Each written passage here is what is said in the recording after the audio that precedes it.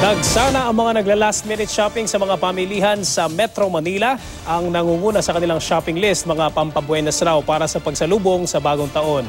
At live mula sa Quiapo, Maynila, may report si Dano Tingkungko. Dano. Cedric, 2 tulog na lang at magpapalit na ang taon. Kaya naman marami sa atin buong maghapon abala sa paghahanda para nga naman good vibes ang salubong sa 2017.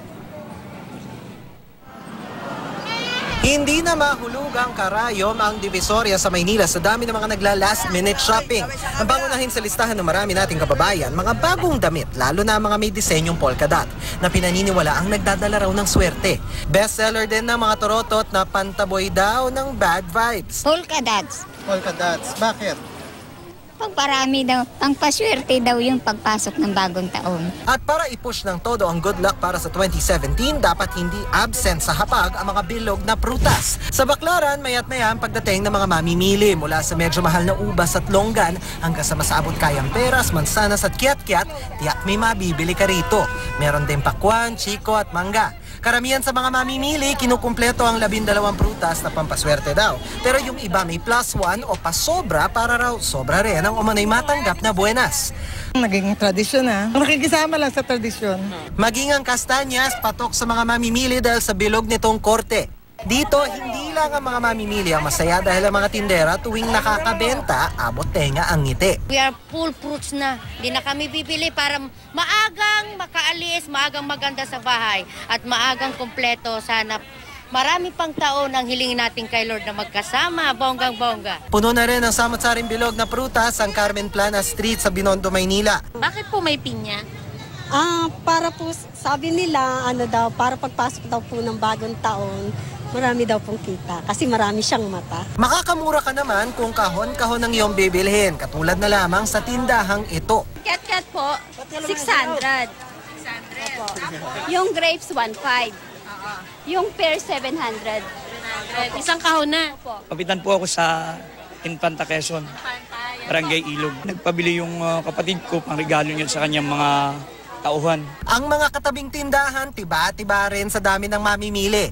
Bukod sa mga prutas at pampaingay, hindi kumpleto ang pagsalubong sa bagong taon kung walang handang medianoche. Nauusong handa ngayon na lechon belly gaya nito na pumapatak lang sa 779 pesos kada kilo. Mas madami po siya makakain kasi po, yun nga po, wala na po siyang buto. Tas mas madami po. Yung 1 kilo po, good for 10 person na po. Pero kung pampabuenas na bilog naman ang hanap mo, tiyak swak na swak sa'yo ang bentang sushi ng Japanese resto na ito. Bilog na, no cholesterol pa. Healthy food. Kung may mga bagong uso, hindi naman mawawala ang handang pansit na sumisimbolo sa mahabang buhay at pamparami na rin ang handa. Yung isang order nga lang, kasya na ang 4 or 5 tao. Nasa 120 yun. Kung budget ang iniisip mo, pinakamura talaga ang pansit na ihahapag sa kainan. At yun dapat ang hindi nawawala sa hapagkainan, every handaan.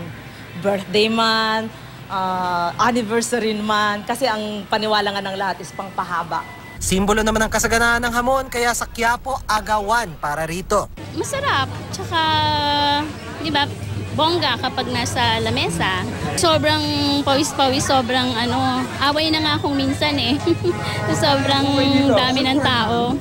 Oo, syempre, minsan lang yan once a year lang, di ba? So talagang dinadayo namin. Tiyak hindi rin mawawala ang malagkit na sumisimbolo sa pagkakaisa at pagsasama-sama. Sa Kamuning, Quezon City, 10 pesos lang ang kada piraso ng biko, sapin-sapin, kutsinta at bibingka galapong. Ganun daw yung pamahiin para daw may malagkit sa sa mesa. Kung sama-sama yung pamilya sa buong taon. Ano man ang handa, tiyak masasarap yan kung kasalo ang inyong mga mahal sa buhay sa pagsalubong sa bagong taon. At Cedric, dito naman sa kahabaan ng Carlos Palanca Street sa Quiapo, Maynila, sarado na yung tindahan as of 8 p.m. nitong sikat na ham dito na matatagpuan dito sa Carlos Palanca. Pero para doon sa mga hindi pa kumpleto, halimbawa yung 12 fruits at yung iba pa mga ihahanda bukas sa medianoche, marami pang mga bukas na stall dito. Halimbawa itong sa likuran ko na nagbebenta ng hot kastanyas at yung iba pa mga prutas at i-traverse mo lang itong Carlos Palanca ay marami ka nang matatagpuan na bentahan ng iba't ibang mga bilog na prutas, gulay, panghanda doon sa mga potahe para bukas at ilang mga delata na rin para doon sa mga maghahanda halimbawa ng fruit salad, Cedric. Dano, nakakatakam yung report mo. Yung presyo ng mga prutas, particularly, bukas ay ito ba inaasahang magbabago? Ito ba tataas o bababa? Dano? Sa mga nakaraang araw, Cedric, napansin natin, halos wala na rin pagbabago yung, yung presyo ng prutas. Although, a few weeks prior, napansin natin ay merong pagtaas ito dahil nga doon sa demand. Pero ngayon kasi parang ang sentimiento ng mga tindera ng prutas, at hindi lang prutas, pati na rin yung iba mga sangkap sa medianoche, at kahit sa Divisoria, yung mga damit, yung mga bagong damit. Hindi lang yung mga polka dots, pero yung mga bagong damit talaga na kasi karamihan sa atin, sa ating mga kababayan ay naniniwala na yung bagong damit kailangan isuot para buenas daw ng bagong taon. Hindi na raw nila ginagalaw.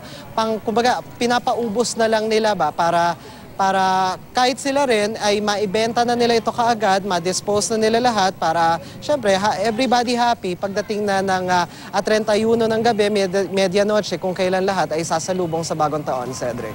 Okay, maraming salamat at Happy New Year, Dano Tingkungko.